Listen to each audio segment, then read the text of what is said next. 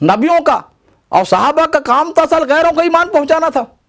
आज तो जहन से निकल गया कि ये भी हमारा काम है। हम नबी थोड़ी हैं जो हम ये काम करेंगे। भाई नबी नहीं आएगा तो ये भी तुम्हारा काम है। तुम्हारा इसका रहा था कि ये सारे कामों पर तवज्जो देनी है, अपने एहतसाब करना, कोताहियों का जायजा लेना है। वाकई है कि उस 70 साल हम जिस तरह गुजारे हैं, बिल्कुल हमने सिवाय तमाशे करने के बड़े बड़े मजमे और एहतजाजी सियासत और अखबारात में बयानात, और बस ये देखिए सलाहियतें हैं उम्मत के अंदर में, क़यामत तक रहेगी। तकरीबन 15,000 सहाबा के सवाना हयात हैं मौजूद, 15,000 सहाबा की मौजूद हैं। उनमें कितने कुरैशी थे, कितने हाशमी थे, कितने अब्दुल मुत्तलिब थे, मुट्ठी भर लोग मिलेंगे आपको। बाकी सहाबा कौन थे? मुख्तलिफ कबीलों के, मुख्तलिफ ख़ानदानों के, कोई यमन का है, कोई बहरान का है, कोई फलां इलाके का है, कोई कहाँ का है। उनकी सलाहियतों को उजागर किया गया, उभारा गया, उन्हें आगे बढ़ने का मौके दिए गए। आज ये बंद है। चंद खानदान ब्राह्मण बनकर मुसल्लत हैं। चंद खानदानों का नहीं है इस्लाम, ये हर फर्द हर कलमा को का इस्लाम, हर एक को हक आगे बढ़ने का। जरूरत है कि जो सलाहियत वो कैसे आगे बढ़ेंगे ये, तो इसकी ज़रूरत है कि हमारे हर एक के लिए हमारे अंदर वसअत हो और हमारा माली वसार उन पर लगे कि जो सलाहियत वाले बच्चे हैं, गरीब हैं, वो मजबूरन मकतब पर कनात कर लेते हैं, मस्जिद में बैठ जाते हैं, आगे कुछ कर नहीं पाते सलाहियत के बावजूद, उनको आगे बढ़ाने पर ये रुका हुआ है ये काम। हमने हिंदुओं की तरफ चंद पंडित और चंद शंकराचार्य बना लिए हैं और चंद बड़े कुतुब लख्ताब बना लिए हैं कि ये सारे मसले हल कर देंगे ज़मीन और आसमान के। नहीं, हर पर तवज्जो देनी होगी और हर एक को आगे बढ़ने का मौका देना होगा। और इसको मैंने इस मरतबा तो बहुत ही महसूस किया। एक हमारे बड़े बुजुर्ग हैं देवबंद के, कहने देखिए हमारी सारी मेहनत ये ले जाते हैं, रजब में मुझसे पहले आ जाते हैं, ये यूनिवर्सिटी वाले भी आ जाते हैं, जामे मिलिया वाले भी आ जाते हैं, और जो तखस्सुस के शोबे कराते हैं मौलाना अजमल साहब जो हम वहाँ पर हैं आसाम वाले, और उनके ये बहुत अच्छा काम वो कर रहे हैं कि 1-8% 1000 में 1-2 तो कम से कम।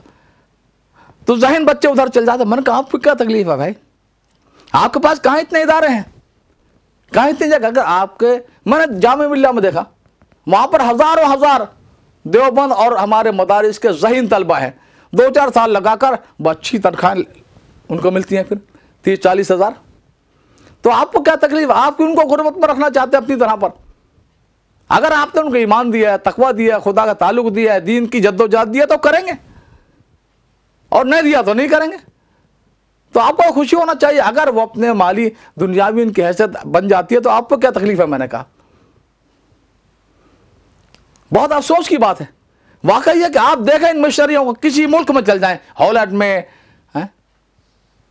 हर मुल्क में चल जाएं,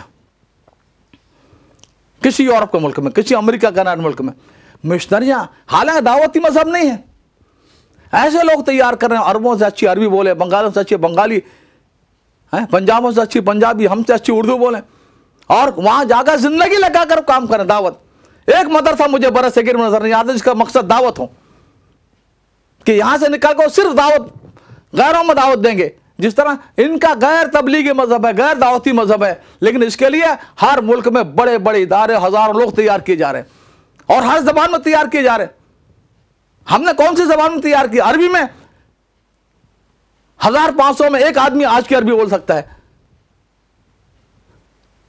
यूरोपियन जबानें और इंग्लिश और रशियन दूर की बात है। ये अपनी कोताही को जायजा लेना पड़ेगा। बस वही को हमारे बड़े का तरफ के सिवा कुछ नहीं करता, ये ज़हन ही गलत है। हमारा काबिर साहबा है, हमारा काबिर ताबीन है, हुजूर हैं, वो असल है मंबा और मरकज हमारा, वहां से हमें देख, उन्होंने जो किया वो हमें करना है। तो एक मदरसा नहीं, कहते सब ये कि हमारे बच्चे तबलीग, ये तो यहाँ पर जो तंजे का खतर सफर होते हैं इन लोगों के, पूरी दुनिया में लाखों करोड़ों ले जाते हैं, मुश्किल से 20-25% सही मसरफ में लगता है, बाकी इनके अय्याशों में लग जाते हैं। हाँ, वो भी कहते हैं हम तबलीगी दौर हमारा। वो तबलीग किसको कहते हैं?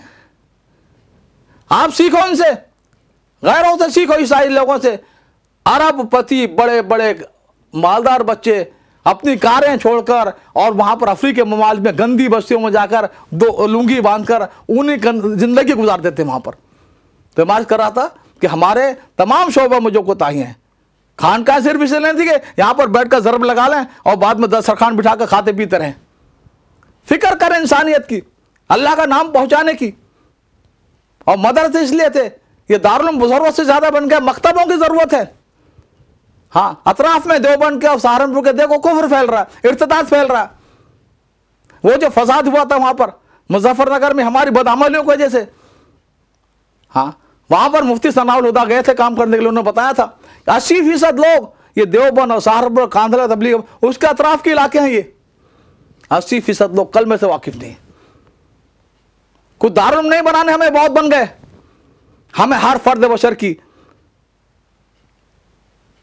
خبر لینی ہے، انہیں اللہ کا پیغام پہنچایا ہے، دعوت پر کھڑے کرنا ہے، ان کا ذہن بنانا کہ اللہ کی بات ماننے میں کامیابی ہے. میں نے مولانا صاحب سے بھی عرض کیا کہ آج کا ایک بڑا فتنہ ایک یہ ہے کہ ہم نے لوگوں کو مال قبول کر لیا اور جان چھوڑ دی. 1,24,000 نبیوں میں کسی نبی نے یہ نہیں کیا کہ مال دے دو ہمیں، تمہاری جان. کبھی مالداروں سے مال لے کر غریب کے لیے کسی نبی نے مسجد مدرسہ نہیں بنایا. مولانا الیاس رحمۃ اللہ علیہ نے میوات میں کوئی دلی کے تاجروں سے اور بڑے لوگوں سے مال جمع کر کچھ نہیں، ان کو ایمان دیا، انہیں اللہ کا تعلق دیا، آخرت کی فکر پیدا کی، ان کا ذہن بنایا کہ دین پر چلنے میں کامیابی ہے دنیا اور آخرت کی. ہزاروں مسجد مدرسے بن گئے. تو یہ بہت بڑا فتنہ ہے آج کے دور کا کہ لوگوں مال قبول کر لو جان چھوڑ دو. دین جان لگانا سے آئے گا، مال سے ثواب ملے گا، 10 کو حافظ بنا دو ثواب ملے گا، لیکن سورہ فاتحہ یاد نہیں ہوگی جب تک جان نہیں لگے گی آپ کی. تو ایک ہم اس دھوکے میں پڑے ہوئے ہیں، جو کچھ کر رہا ہے بس وہی سارا دین ہے، وہی سب کچھ ہے. نہیں، دین پورا ہے، سارے شعبے ہیں، اور ان سارے شعبے زندہ ہوں گے دعوت سے. اور دعوت کا مطلب میں صحابہ والی بات کر رہا ہوں. صحابہ کے دعوت جس طرح تھی، غیروں کو ایمان بھی پہنچایا اور اعمال بھی پہنچائے اور زندگی کا نہج بھی دیا اور ہر چیز کو بدل دیا، ان کی زندگیوں کو، ان کی زبان کو، ان کی معاشرت کو، ان کے تہذیب کو، طرز زندگی کو. وہ دعوت کی ضرورت ہے دنیا کو. تو میرا عزیزوں، بس میرے ردا سنانے کا یہ مطلب تھا کہ ہم اصل کام کے لیے تیار رہیں، اور ہمیں اللہ کرے یہ تبلیغ کا انتشار بھی دور ہو. ہمارے مدرسوں میں جو بہت ہی تنافس آ گیا ہے اور وہ دنیا مال ہے، ہمارا ہر ذمہ دار آدمی مال اور مالدار کے پیچھے دوڑ رہا ہے. یہ ہمارا زوال ہے. مال نہیں، تقوی اور خدا کے تعلق سے کام بنے گا. جن اکابرین نے گزشتہ صدی میں بھی کام کیا، انہوں نے اللہ کے تعلق کی وجہ سے کام کیا ہے، تقوی کی وجہ سے کام کیا ہے، وہ نایاب ہوتا چلا جا رہا ہے. تو آج ضرورت ہے کہ ہم اصل دین کی طرف لوٹیں اور ہم اپنے ایمان کو بھی تازہ کریں. اور دعوت کام یہ اللہ کی امانت ہے. مولانا صاحب کے خلاف بھائی کیوں ہیں آپ لوگ؟ حضور نے فرمایا تھا حضرت یوسف علیہ السلام کے بارے میں، کریم ابن کریم ابن کریم ابن کریم، یوسف ابن اسحاق یعقوب، یوسف ابن یعقوب ابن اسحاق ابن ابراہیم. تو یہ کریم ابن کریم ابن کریم کریم یہ مولانا سعد ہیں، سعد بن ہارون بن یوسف بن الیاس. اس خاندان کا پورے بر صغیر پر دنیا پر ایک احسان ہے. میں نے ان لوگوں سے سب سے پوچھا کہ بھائی آپ کے پاس کیا متبادل ہے مولانا سعد کا، کس کو حضرت جی بناؤ گے تم؟ کہنے نا مولانا سعد کو ہٹانا نہیں چاہتے.